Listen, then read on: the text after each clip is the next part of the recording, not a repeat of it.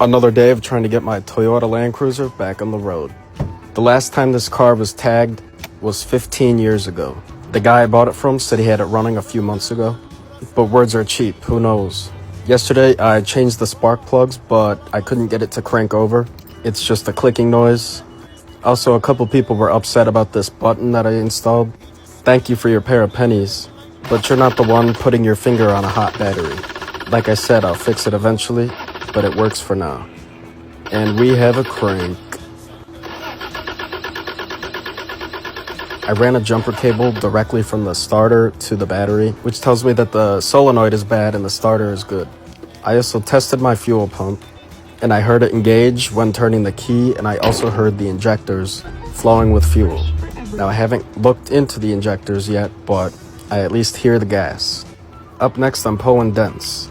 This suction cup is meant for putting tile down, and it was like $7 compared to an actual dent puller, which is like $30. Big suction cup is just exploiting people at this point.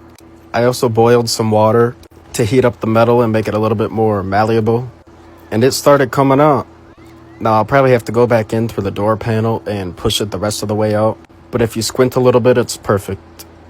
Moving to the ass end, these dents are going to be a little more tricky, and because I'm not a hydraulic press, I was not able to pull those dents out with the suction cup, so I went in through the back of the taillight.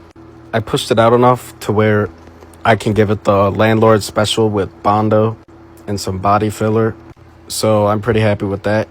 You can see I'll have to do something about that rear bumper as well, but that's a problem for me tomorrow.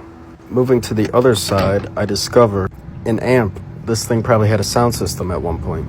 I suspected it because there were giant power cables running to the back. They could have at least left me the subwoofer. I pulled the Carfax on this Land Cruiser just to see. It was originally imported to California in 1992, where it was driven for about a decade, and then it was imported to Ontario. And then it came to Michigan in 2005, and here we are.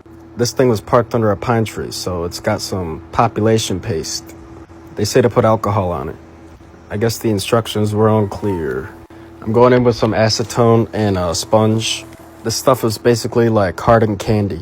So even with the acetone, I'm just spreading sugar all over the place. So if you plan to abandon a car in the future, at least don't park it under a pine tree. And I knew there was a Land Cruiser under there, look at that.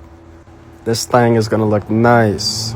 I decided to try one last time with some duct tape, and it still won't fire. Please comment any suggestions. Thank you.